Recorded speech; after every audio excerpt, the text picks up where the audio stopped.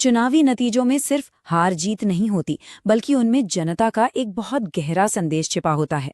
तो आज हम हेडलाइन से जरा आगे बढ़कर झारखंड के सिसई विधानसभा क्षेत्र के इसी संदेश को समझने की कोशिश करेंगे।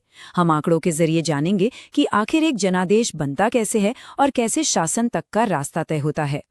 ये है सिसई, झारखंड के गुमला जिले में एक आरक्षित आदिवासी सीट। ये इलाका खासकर उरांव और मुंडा समुदायों का घर है। यहाँ की राजनीति की जड़ें वो यहाँ की जमीन, जंगल और संस्कृति से बहुत गहराई से जुड़ी हुई हैं। और यही सामाजिक सच्चाई यहाँ के चुनावी समीकरणों को एक बिल्कुल अलग, एक अनूठा आकार देती है। देखिए, एक बात समझनी बहुत जरूरी है। चुनाव सिर्फ चेहरों का मुकाबला नहीं होते। असल में ये विश्वास के समीकरण होते हैं। एक ऐसा रिश्ता जो एक नेता और उन लोगों के बीच जमीनी स्तर पर बनता है जिनकी वो सेवा करना चाहते हैं। तो इस पूरी कहानी को समझने के लिए हमारा सफर कुछ ऐसा रहेगा।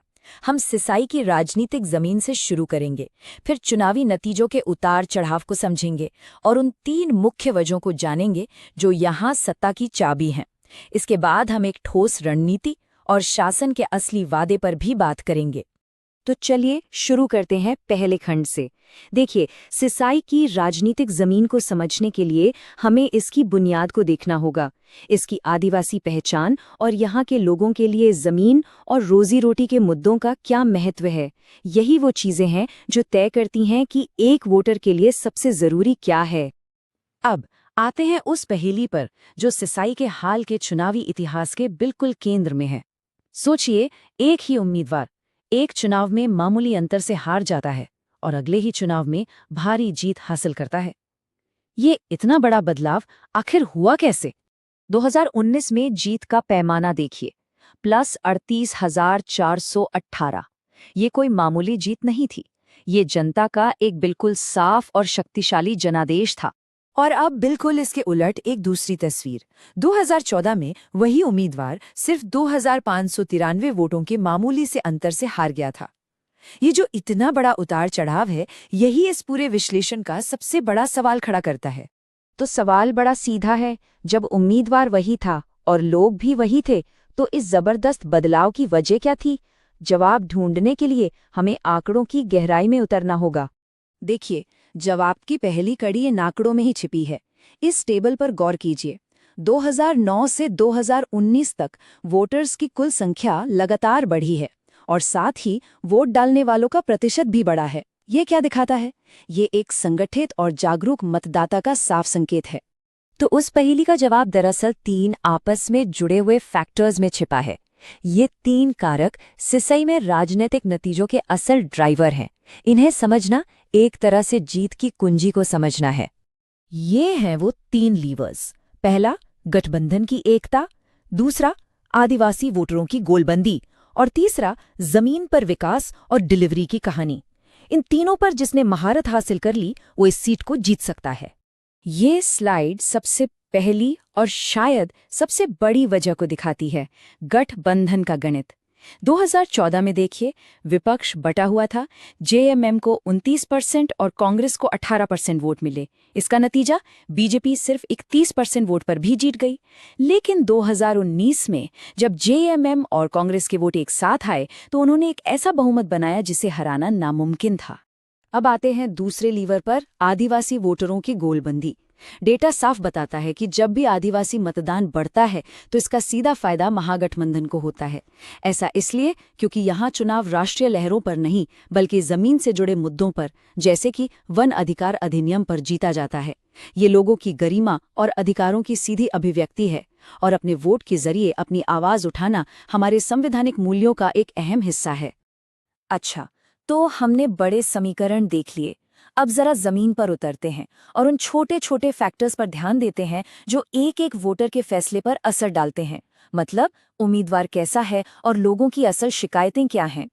चलिए, महागठबंधन उम्मीदवार जिगा सुसारण होरो का एक संतुलित मूल्यांकन करते हैं। उनकी आदिवासी पहचान एक बहुत बड़ी ताकत है। लेकिन जीत सिर्फ व्यक्तिगत अपील से नहीं मिलती, बल्कि उनके आसपास के सिस्टम से तय होती है। उनकी ताकत उनका जमीनी जुड़ाव है, पर अगर सिस्टम डिलीवर नहीं कर पाता तो उसका असर सीधे उन पर पड़ सकता है। तो सबसे ज़रूरी बात ये है कि लोगों की असली चिंताएं क्या हैं। ये है सिंचाई के लोगों की सबसे बड़ी शिकायतें। सिंचाई की कमी, फसलों का सही दाम न मिलना और वन अधिकार कानून के लागू होने में देरी।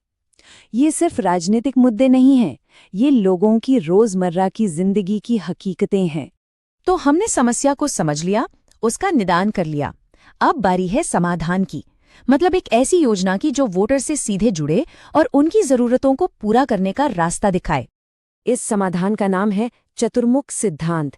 ये एक 4 आयामी रणनीति है जो चुनावी लक्ष्य, संगठन की ताकत, कहानी यानी नैरेटिव और संसाधनों को एक साथ जोड़ती है ताकि जमीन पर इसका सबसे ज्यादा असर हो सके।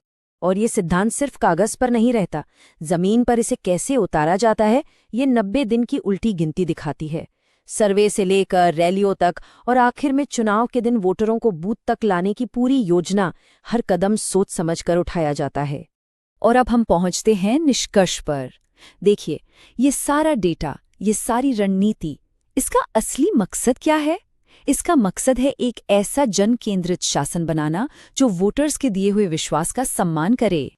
जीतने का ब्लूप्रिंट तब तक अधूरा है जब तक वो शासन करने और वादों को पूरा करने का ब्लूप्रिंट ना बने। ये जनता के साथ भरोसे का एक कॉन्ट्रैक्ट है और इस भरोसे को बनाए रखने में लोगों की निजता का सम्मान करना भी शामिल है, जो आज के डिजिटल युग में भारत के डेटा संरक्षण कानूनों के तहत एक अहम नैतिक जिम्मेदारी बन चुकी है। और अंत में ये सवाल, एक बार जनादेश मिल जाने के बाद एक नेता इस राजनीतिक ब्लूप्रिंट को हर नागरिक के लिए विकास और सम्मान की एक स्थायी विरासत में कैसे बदलता है? ये सवाल हमें चुनाव से आगे शासन के असली काम के बारे में सोचने पर मजबूर करता है। अगर आप एक जन केंद्रित नेता बनना चाहते हैं और अपने निर्वाचन क्षेत्र का उत्थान करना चाहते हैं, तो blueprintstrategies.ai से mgr@blueprintstrategies.ai पर संपर्क करें या 800-820-41602 पर कॉल करें। Purpose beyond politics.